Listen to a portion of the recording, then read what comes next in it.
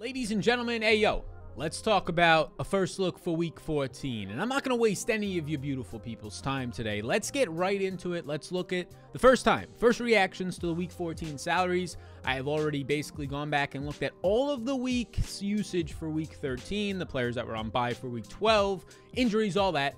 Let's get right into it. Let's get prepped for week 14 and see what the slate is looking like early on. Hopefully you had a beautiful, beautiful weekend, and we hope that you can start this week off right. So we are transitioned now into the quarterbacks, and if you're looking at it for this week 14 slate, it is yet again another 11-game slate. It is the final weeks of buys, and I don't even know how teams are still having buys this late. I mean, having to go 13 weeks for the Eagles and some of these other teams, it's just brutal, right? So what do you get? You get 2 games opening up with a over 50 total, and one, I mean, maybe the game of the year candidate in Buffalo and Tampa Bay, a 53 implied total. And then, as you can see, Mahomes' price up top. They're going to be getting Kansas City and Las Vegas, a game we saw a couple weeks back when Las Vegas said, you know what, we're not going to go too high safeties, even though every team has been doing that and succeeding.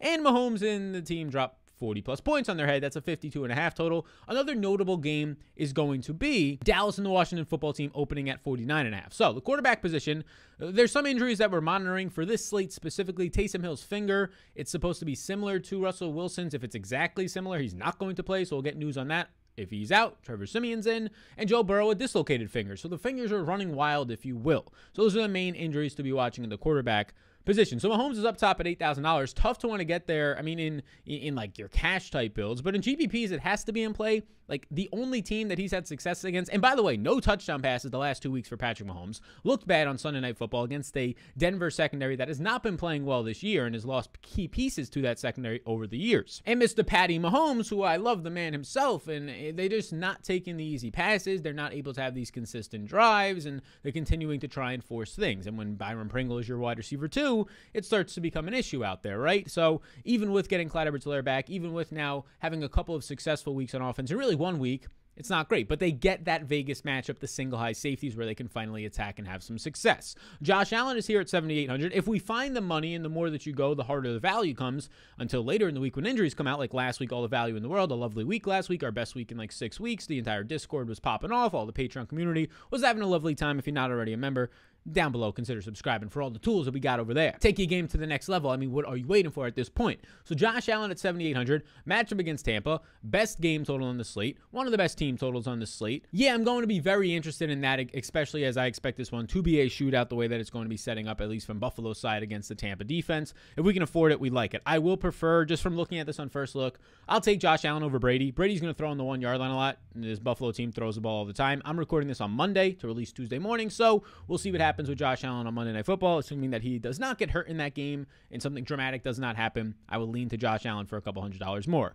Lamar Jackson has been struggling, but even in his struggles, you're seeing the price point come down now. Maybe people stay away from him. You saw him a couple weeks back in Cleveland and Sunday Night Football. Both quarterbacks, both offenses looked terrible. Cleveland gets a bye and now has to go back-to-back games against Baltimore. Lamar Jackson on the opposite side of that. I'll be watching to monitor this. Maybe like really small field contests as a one-off quarterback and just not go with any stacks is something I'll look at. This is an interesting price range here that we're seeing. You're seeing Herbert at 7,100. The double stacks reign supreme for Justin Herbert. Mike Williams, Keenan Allen getting you there. Last week, Keenan Allen continues to dominate. Led the team in targets again. The 2 touchdowns, not a lot of yardage, but the 2 touchdowns got him there in GPPs. Herbert looks appealing. I probably, if I could afford it still, though, I'm going to go up to Josh Allen. Dak Prescott looks appealing. You assume Amari will now be fully healthy. The 3 wide receivers are rocking and rolling, looking all making dirty plays in a good way on Thursday Night Football in Week 13.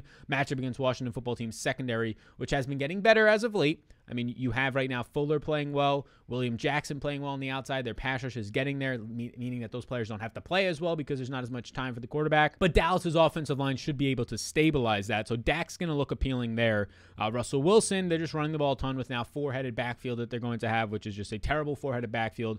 Russ, even when he's dropping back and his wide receivers are running 40 routes in these games, he's struggling because of how slow they play. But now he gets a matchup against Houston. So this price range of Herbert, Dak, and Russell Wilson looks appealing because you know what you're going to get here. You know you're going to have ownership to Brady and Josh Allen, no doubt about it, probably the two highest on quarterbacks. You know you'll have ownership towards Mahomes. My guess on the opposite side of that Mahomes game, you're going to have some ownership on Derek Carr because people will just go there, and he is priced at, let's see, $5,900. You will definitely have ownership there, especially when Teddy Bridgewater and Taylor Heineke and Jimmy G are priced around him. Joe Burrow with question marks around his finger, expected to play with a dislocated finger, but obviously can be an issue. So I think that this price range becomes interesting. I don't think people will go to Russell Wilson in your Millie Maker large field type tournaments. I'm fine to go there. I mean, you still have DK and Tyler Lockett being the main receivers, both running 40 routes last week, both seeing 8 targets. Yeah, I mean, their price points aren't coming down. Neither is Russ's, even though they're playing poorly, which is a concern. But I'm okay to go to Russell Wilson in those larger field tournaments. Not something that I'm going to, though, in this type of a build. For smaller field stuff, he's basically like 1 touchdown away, just missing some of these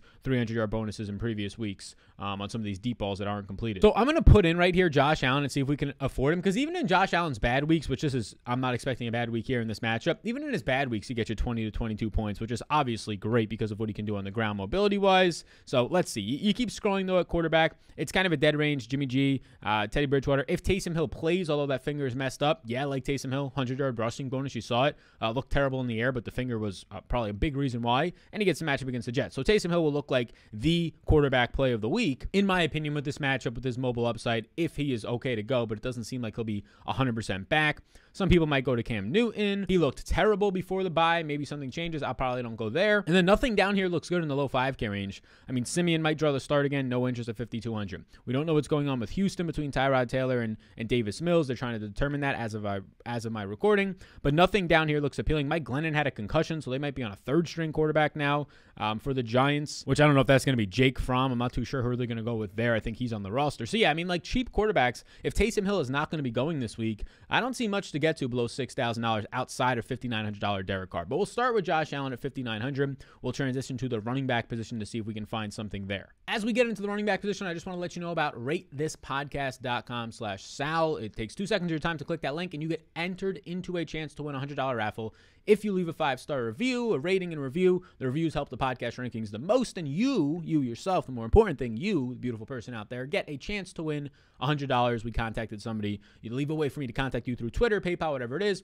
Somebody won last week. They contacted me through their PayPal by leaving a review. It was easy to reach out. $100 little surprise on a Sunday night. Not bad. So check that out. ratethispodcast.com/Sal. And now we go to the running back position where finally Jonathan Taylor, the man that has been scoring touchdowns, if not 1, but 2 or 4 or 5 every single week since like week 2 or 3, he's not on the slate now, right? So we don't have him. McCaffrey is banged up. We don't get the Dalvin Cook or Alexander Madison, whoever's going to play there, because they're on Thursday Night Football. There's no Packers on Sunday Night Football, no David Montgomery, no Aaron Jones. So this is kind of hollowing out, to an extent, still a lot of great running backs, but hollowing out the top end, right? The $9,000 plus players. Like Eckler at $8,300. Going to look good. We'll see where I get later in the week in GBPs. Continues to get 20-plus touches. Continues to like push towards or go over 100 total yards just through the air and on the ground. I mean, he doesn't have a massive just involvement on the ground, but nobody does in this offense. It's not like the guy in Justin Jackson, who was the RB2 in this game, had any type of serious usage. So Eckler played 74% of the snaps last week. He ran 27 routes, which was 3rd on the team.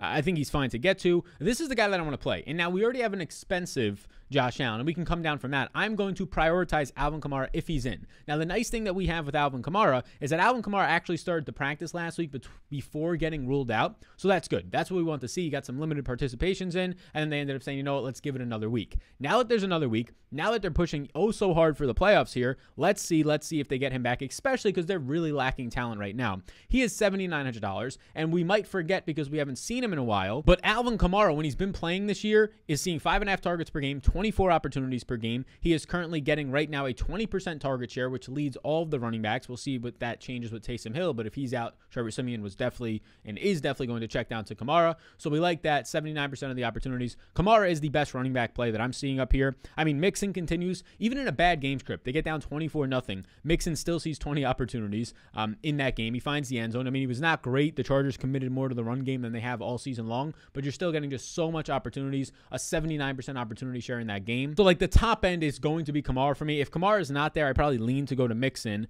Nick Chubb seems to be the guy that you would play in a large field GPP. Not really the type of guy, though, that is going to stand out. Like, there might be better leverage plays. He's not going to have ownership because he's massively expensive. He in the first game back before the bye week when Kareem Hunt came back, he only played 50% of the snaps, only had 8 carries for 16 yards, saw 4 targets, which was nice, but that's not going to be consistent. So Chubb is massively overpriced for a guy who's probably going to split the backfield with Kareem Hunt. I mean, Kareem Hunt had 7 carries in that game. Chubb had 8 carries in that game, right? So the thing is, though, Chubb on 15 carries can pop off for $150, right, in a touchdown or 2. That's how good and explosive he is, especially in between the tackles. So that is somebody who's not going to be owned. I expect him to start to come in as a leverage play potentially later in the week. Fournette's price point keeps rising as it should. He played 87% of the snaps in that last game, saw 21 opportunities, another 8 targets, 81% of the opportunity share there. That's in a really good matchup. He's in GPP type builds, obviously a great run back in your Buffalo stacks. Zeke is still not looking like himself, but he did get 64% of the snaps on Thursday Night Football. The only thing is, though, he saw 16 opportunities to Tony Pollard's 10, and Pollard had the big touchdown, similar usage in the passing game. So Zeke will hold off on at this exact price point. Zeke, another name, though, that could potentially be with another week and really the mini bye since Thursday Night Football, potentially could get that knee even more healthier with 10 days off now. That's something that can start to become appealing, although a tough matchup. Cordell Patterson, he's where he is at right now. He looked good yet again on somewhat limited usage, though, more limited than usual. And here's the big name, $6,700 Elijah Mitchell. Let's put him in there right now. So Elijah Mitchell, the rookie who still does not have a photo in here, but Elijah Mitchell keeps getting all the usage. I mean, in this past weekend, you ended up seeing all the opportunities. You even had JaMychal Hasty return. He only saw 2 snaps. Jeff Wilson in this game only saw 2 snaps. Had 1 carry, but it got called back for penalty. So the end result was you saw Elijah Mitchell in this game see 22 running back opportunities on the ground, 3 in the air, so 25 running back opportunities. If we're not going to count the fullback Kyle Juszczyk here, who saw 3 targets, if we're just going to count the halfbacks, right, the actual running backs, Elijah Mitchell saw all 25 of the San Francisco 49ers running back opportunities in this game. That is 100%. That now puts him at 80% of the opportunities on the season, which ranks top 3 in the NFL. Elijah Mitchell is just getting everything done right now. His price point does rise from $6,000 to $6,700. After not the greatest of weeks, he found the end zone, which kind of somewhat saved his week last week. He left the game for a concussion, but came back in, and it seems to be all good there. So that's good to see. Tony Pollard is pretty priced up at $6,400. Josh Jacobs coming off a career high 9 reception game with Kenyon Drake breaking his ankle, and no Jalen Richard, who's a pass catching running back because of COVID. So you've already seen Josh Jacobs' receptions trend upwards, but especially if there's no Richard again next week, Jacobs looks like a solid option as a run back in Kansas City games. Clyde Edwards-Helaire, he looked okay. He dominated the backfield touches to an extent, 17 opportunities on Thursday Night Football. Here's another guy that's going to stand out. This is really interesting here. So you're going to have Antonio Gibson, who's averaging, I put a tweet up, 27.5 opportunities per game since the bye week, right? There's no J.D. McKissic this past weekend. Gibson now 13 touches in his 13 targets in his last 2 games. Had 29 opportunities in this game. Gibson looks great. So Gibson I'm going to put into this lineup. So now we have a 3 running back lineup here we're building out. It's an expensive one. We only have $4,300 per player. Hopefully we can find value. Obviously tight end and defense. But Josh Allen, Kamara, Mitchell, and Gibson. We're trying to get as much opportunities as we can. If Kamara plays, I'm expecting against the Jets around 25 opportunities. If Mitchell plays, I mean, you continuously get 20 to 25 opportunities. And Gibson, like we just said, since the bye week in week 9, 27.5 opportunities. Even if McKissic returns from his concussion, I'm not too concerned about his usage dropping a ton. But the interesting thing that you're going to see is Saquon Barkley, who has struggled. He gets a matchup against the Chargers, who looked better on the ground versus the Bengals, but when you're up 24-0, it's easier, right? There's not as much pressure to stop the run. But Saquon Barkley, the same price principle for my daily fantasy course that we have one down below. We rarely promote it, but it's down there if you're interested. 10 hours of videos and on how to become a better DFS player, how to start to profit, how to bankroll management, game theory, think like an actual pro, all that stuff. Saquon Barkley is the exact same price as Antonio Gibson. Now in GPPs, yes, Antonio Gibson looks a lot better. He has a better offensive line. He's in a better game environment. He's going to be in this specific game at home. But I mean, Saquon's coming off of a 9-target game, and if they have another backup in there, he's probably going to see even more usage. So there's a chance that at the same price, you might see Gibson be 20% owned and Saquon be 8% owned, and there is a much greater chance that Saquon, based on those ownership percentages, can outscore Gibson. I mean, if Saquon scores 22 and Gibson scores 16, and you're in a really good position then. Hubbard is 5,900. He's played Atlanta once this season as a full-time back, but we saw Amir Abdullah before the bye week end up playing over 50% of the snaps and get the passing game usage over Hubbard. Hubbard not the greatest in between the tackles, so we'll see what the ownership does there. Another guy, this is a big play. So Javonte Williams at 5,900 looked great on Sunday Night Football, had over 100 total yards, found the end zone in the air. He had 32 opportunities, 9 targets in this game. Looked fantastic. You had a doubtful Melvin Gordon last week. If Melvin Gordon indeed misses this week, Javonte Williams is probably the highest on play on the slate at home against Detroit. Fantastic matchup. All I would simply do is remove Elijah Mitchell from this lineup we're building and get the lovely discount of $800 by going down to Javonte Williams. So just keep that in mind. If there's no Melvin Gordon, you put Javonte Williams in over Elijah Mitchell. Robinson was on here, got benched, came back in later on, but he fumbled. He was dealing with injury as well, but mainly because of the fumble. Jamal Williams is on the road against Denver. Everybody loved him this week. We liked him on first look, but then once we got Sony Michel to open up and Miles Sanders was healthy, those were the clear pivot options. We talked about them in content, the live streams on Sunday, and that one dude in Final Thoughts a lot. But now Jamal Williams, people probably don't want to go back to him. His price point drops, even though in that game he saw a lot of usage on the ground. The big thing was he only ran 9 routes, though.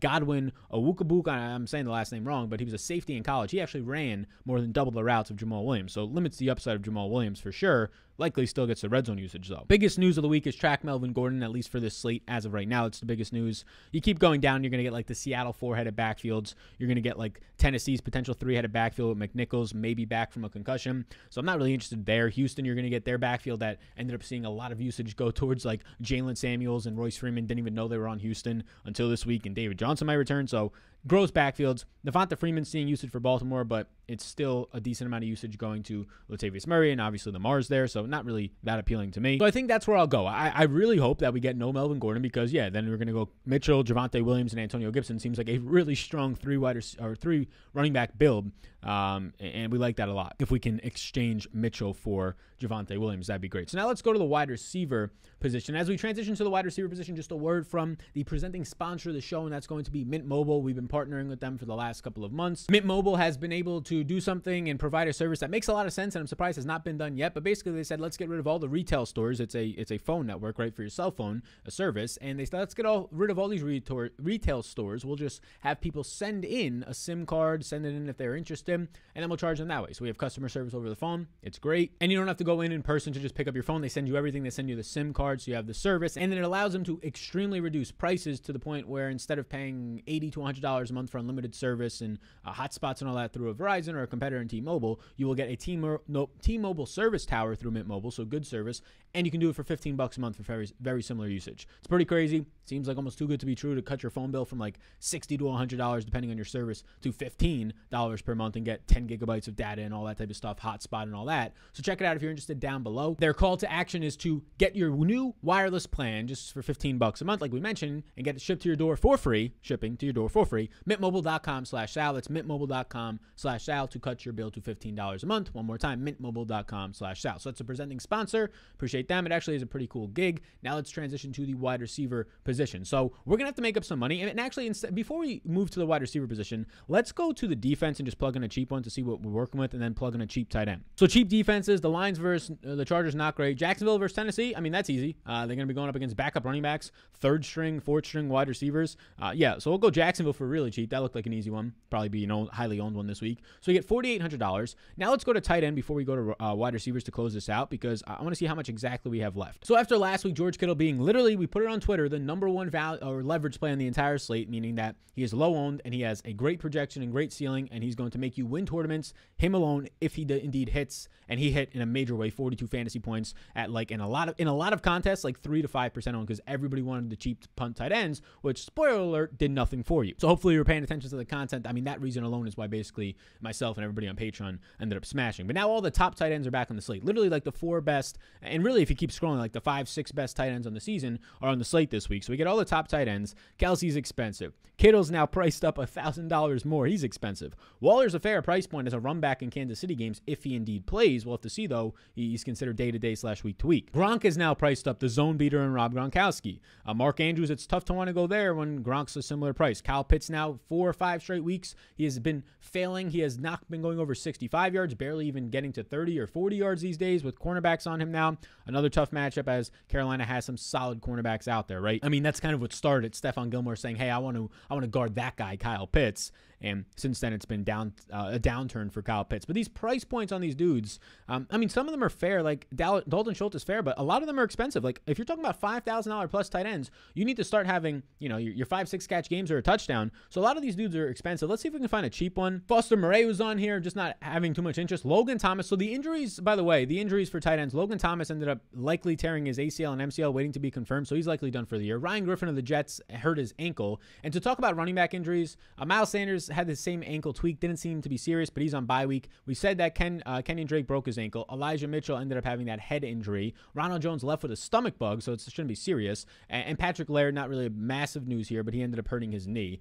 just to kind of get those out of the way and clear it up. But for tight end, Logan Thomas, yeah, missing time is going to be massive, because if $3,600 Ricky Seals-Jones can open up, that would be fantastic for us, because there was a stretch when Ricky Seals-Jones was producing so well. He was leading the league week in and week out in routes run at the tight end position. That's how often that they use the tight end position, right? You have these stretches where he was going for 9, 6, and 7 targets in games. In those games, he's producing 9, 16, 11 fantasy points at price tags that are in the $3,000 range. And oh yeah, he's back to the $3,000 range. He's been dealing, though, with these hip injury. This hip injury has been a concern for him, so we're going to have to track Ricky Seals-Jones' status. I'm going to put him in the lineup right now at $3,600. And the thing that's going to happen here is if Ricky Seals-Jones misses, people are definitely going to go right back to John Bates. And this is going to be a similar play as last week, a cheap tight end. I mean, he's not even that cheap, $3,000, but he saw a couple targets last week. He's had some good games out there. So he'll be interesting. I'd rather go right back to James O'Shaughnessy, who saw 6 targets. Neither of them are that exciting to me, but you're just hoping for like a 4 or 5 catch day out of these cheap tight ends. Juwan Johnson, I'm not interested in, because little Jordan Humphrey, very quietly, a wide receiver, has been playing tight end for New Orleans, believe it or not. Jeffrey Swaim is back on the slate, no longer the flat minimum, but he's at least 2,800. Problem is he didn't see much usage against New England, but now he gets a matchup against Jacksonville, where he's actually had some success in the past. I mean, you can get the revenge narrative in there as well. But other than that, if we're looking for punts down here, I mean, like Anthony Fursker, Tommy Tremble. The other guy that's actually maybe worth mentioning, he didn't lead the team. Brevin Jordan didn't lead the team in routes run, the rookie, this week, but he did 2 weeks ago. And this past week, he ran like 15 routes. He's seeing some usage out there, but the quarterback position is kind of up in flux. But for a flat minimum tight end, he's going to basically get you 3 targets. It's touchdown or bust, like you saw a couple weeks back when he scored a touchdown. But let's put Ricky Seals-Jones in there. If not, other cheap tight ends options, James O'Shaughnessy and John Bates, who would then be the starting tight end. He had some decent usage in the preseason, the rookie, for the Washington football team. So now that we were able to find the dirt cheap defense, a relatively cheap tight end, we now have a little bit over $5,000 to play with at the wide receiver position, which is not going to get us any studs, but it can get us maybe some decent options. So up top, you get Tyree coming off of one of his worst games ever, and just in general, that offense continues to struggle, but now a much better matchup for him. But he's really expensive. I mean, Stephon Diggs, really expensive, although a solid play, right? You want to be getting him with Josh Allen. Him and Josh Allen are just so damn consistent. They played tonight. We'll see how that goes. Debo expected to miss. Keenan Allen continues to just get there. He went from 2 to 4 touchdowns, 2 touchdowns to 4 touchdowns, doubled it from one game, his season totals. So all these expensive wide receivers, we'll kind of hash through them throughout the week. Ownership will indicate some things, and really where you go with your quarterback stack. Josh Allen, you're going to go to Diggs. Mahomes, you're going to go to Tyreek. Single stack those guys seems like a good idea, right? Herbert with Keenan Allen. But if you keep going down, you get some other solid options. I mean, you get the Dallas wide receivers, and you get CeeDee Lamb, who was by far 11 targets on Thursday Night Football, with a banged up and limited Amari, but continues to be by far the #1 option and #1 wide receiver in Dallas this year on 40 routes. Godwin at 7,100, I'm putting him in the lineup. I don't even know how we're going to afford him. We have $4,300 left to spend. Hopefully we can find one value, maybe in the 3K range, although last week that was pretty bare at the wide receiver position. But Godwin had 15 receptions on 17 targets, and I'm not just playing him because, oh, you're chasing the targets. No, but I'm chasing what happened in that game. He had double the amount of zone targets than anybody else, and this is what happened that was a major thing. I put a tweet out about this. You saw Brashad Perriman run on the outside last game, 46 routes. He became the #3 receiver. Hopefully that stays. So with him on the outside, adding speed to the outside, it took Chris Godwin from working on the outside to the slot where Tyler Johnson was, and Godwin played 86% of the time out of the slot, seeing 10 targets against the zone, 17 overall, and he had a massive day, a career-high game with 15 targets, tweaked his ankle a little bit, so we'll track that to see if it's an issue, but that's a massive game for Godwin, and it happened because of an actual shift. We're not just saying that it was a random game. No, he got put into the slot, and he got those zone beater targets, and now gets Buffalo, one of the zone-heaviest teams, a top 3 zone-heavy team in the NFL. So I don't know how we're going to afford this with only $4,300 left per position. We definitely can't be operating in this upper 7K range. Jamar Chase drops a 90-yard touchdown. I had him on so many props. He missed those by like 5 yards. Had him in my single entry lineup. He only got 10.2 points. One of my worst performers in that lineup. I think he was my lowest performer in that lineup at 10.2 points. Would have been easily close to 30 if he catches the 90-yard touchdown. What are you going to do? Tyler Lockett and Metcalf. I mean, look, 8 targets again, back-to-back weeks. Good matchup versus Houston secondary. The problem is their price points just aren't coming down. Like, they're staying the same, even though the usage, I mean, usage is similar, but the efficiency is not as much there for Seattle's offense. Mike Evans is here. He's sandwiched in between those guys. Like, just keep in mind, Lockett and Metcalf yet again will be like 6% owned, and I'll have interest yet again in these dudes. Metcalf was tackled at the 1.5 yard line, just misses a touchdown. Metcalf was basically pass interfered with in the red zone, almost had another touchdown, so he's right there. T. Higgins has been erupting as of late. He is still cheaper, only $500 cheaper now, by the way, not $1,200 like last week or $2,000 like the week before, than his teammate in Jamar Chase. Higgins is likely to be higher owned just like he was last week. Hollywood Brown, like these names aren't going to look appealing on first look. Hollywood Brown and DJ Moore, but DJ Moore coming off of a 10-target game before the bye week. And that was in a game that was as bad as possible for Cam, right? Hollywood Brown is coming off of yet again another nice target week. Rashad Bateman being used less, and he has the downfield upside. So these are potential leverage plays. Renfro, a wide receiver 1, that's not going to get the credit. Back-to-back 100-yard games for him. 10 more targets this past week. That's appealing. Mike Williams had 92 yards in the first half, a couple of nice jump balls, and then barely got to the 100-yard bonus with a late fourth quarter catch. I mean, I was sweating that. He was in my single entry lineup as well. Amari should be Amari at 5,900 is great. Same price principle as Elijah Moore, who's coming off of a career-high 12-target game, led the Jets in routes. We'll see if Keelan Cole comes back, if that changes anything, but probably just affects Denzel Mims. Amari Cooper, same price principle with Elijah Moore. I'll be interested in who picks up more ownership. If it's Amari with like 10% and Elijah Moore with like 5%, whichever one gets less ownership, I'll like there. Brandon Ayuk saw the routes. Brandon Cooks, the only wide receiver to catch a pass. Pretty terrible. I put a tweet out. The only wide receiver to catch a pass, even then just 3 catches for barely any yards. It's gross out there. Russell Gage was more so a product of the game environment. Tampa Bay getting up, really not getting up ever in a massive way, but never really losing control of that game. 13 targets, 11 catches. He's up and down, Russell Gage. At this price point, I'm really not interested, especially they shouldn't be pressed to throw the ball as much. Judy continues to see good yardage. Nice matchup. Gallup to wide receiver 3 now. Landry's here at 5,400. That's a solid play. I just don't think we can afford it. We'll have like $2,000 left, which then we definitely can't. But he's been playing well. He just had a nice game, over 100 yards for the first time before the bye against his Baltimore team. Sutton will definitely be a large field GPP play, maybe a single entry. He's still seeing some targets. He gets a matchup against Detroit, which is great. The problem is his price point of 5,300 for the recent production is just not there. You're lucky to get Sutton to have like 5 points for you these days. But as the week goes on, maybe that can be a really nice flyer if he becomes like a 1 or 2% on play.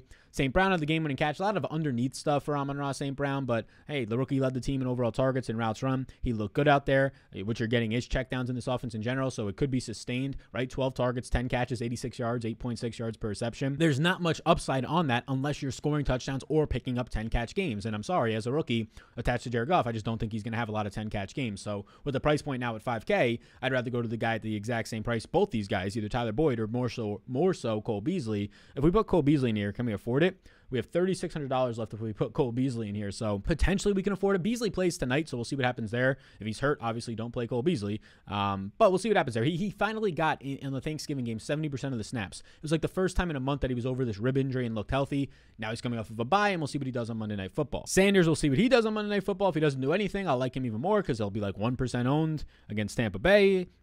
Crowder had 6 targets. He looked decent. Rashad Bateman is clearly the wide receiver 4. He's been passed up by Sammy Watkins and Devin Duvernay out there.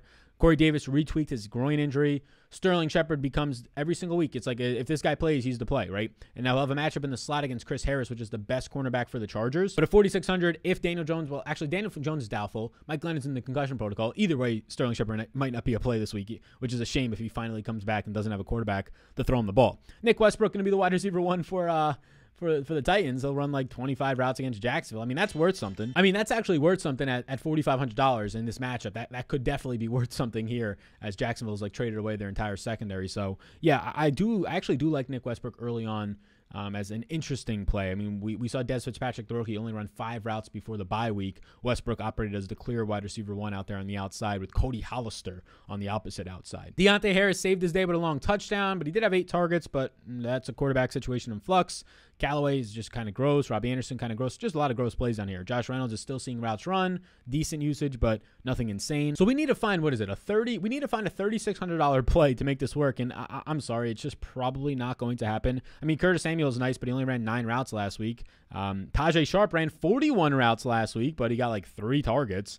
So that wasn't too awesome, or 4 targets. Adam Humphries, no upside. Cedric Wilson, wide receiver 4 if he even plays. Gabe Davis, wide receiver 4. Devin Duvernay is operating as the wide receiver 2, but in the Baltimore offense, behind the running games, behind Lamar Jackson running, behind Mark Andrews, so it's not the greatest, and it's not like he's by far and away the wide receiver 2. He's just running a couple more routes than Watkins and Bateman. Laquon Treadwell at 3,400. Do we dare put Laquon Treadwell in the lineup, who leads this team the last 2 weeks in targets with 13? He had a career high 2 weeks ago, not this week, the week before, 8 targets. Zay Jones is also running a lot of routes. He's definitely in playing GPPs. Guyton finally had a decent game. You know who I'm interested in? Brian Edwards is still running some routes, right? D. Eskridge operated as wide receiver 4. The rookie found the end zone, finally was healthy and did something. Why don't we do this? Look at this. So Byron Pringle's here at $3,200. What if we put Byron Pringle in the lineup? And the reason we get $400 left over.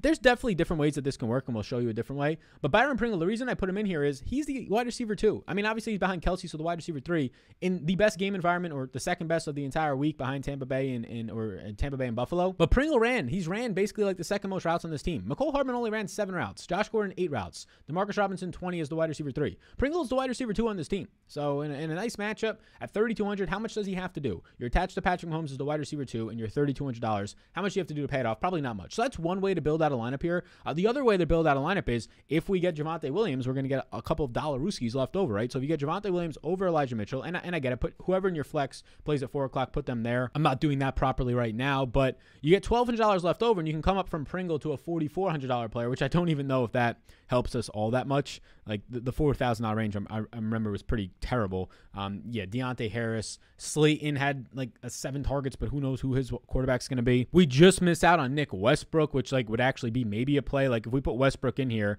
can we just go down? Is there any cheaper defenses? No cheaper defenses. So we just missed out $100. So that's something you have to play around with, because I do want to keep Godwin. I do want to keep Kamara. I guess you can go off of like Josh Allen to make this work. Like if you go off of Josh Allen and you still want to get like an upside player into that type of a lineup, you can go to like Dak Prescott, who has 300-yard upside. Dak Prescott then leaves you $1,000 left over, so you don't even have to play Nick Westbrook Akeen, which would probably be a good idea for you. And that leaves you like $5,500 left over, as to which you can get Jarvis Landry, something like that, right? So that's another style of a build if you wanted to go that route. If you do leave Josh Allen in there, you have kind of a GPP lineup, a stack with Cole Beasley, run back with Chris Godwin if you did that, right? So that's appealing. So these are a couple of types of ways to build it out, but those are guys who stand out. Kamara, Javonte Williams look like solid options. I think Antonio Gibson will be insanely owned, like 20% owned last week, expected again, as the price point didn't come up much. So maybe a pivot option to Saquon. Sounds crazy right now, but that's the leverage that you need, right? Leveraging last week from Jamal Williams to a talented Miles Sanders, leveraging off of Antonio Gibson to a talented Saquon in a bad situation.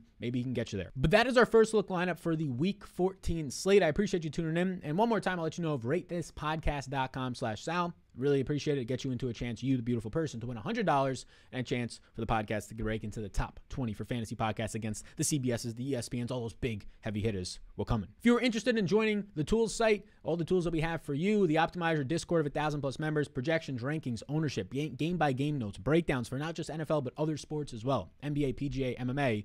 Check it out down below on Patreon. Come join the community. What are you waiting for? It's December. It's the beginning of the month. No better time than right now to improve your game this final month of the NFL season. I'll see you when I see you, gang. I appreciate you tuning in. We'll have more content throughout the week every single day on this channel. And I'll see you in the next one.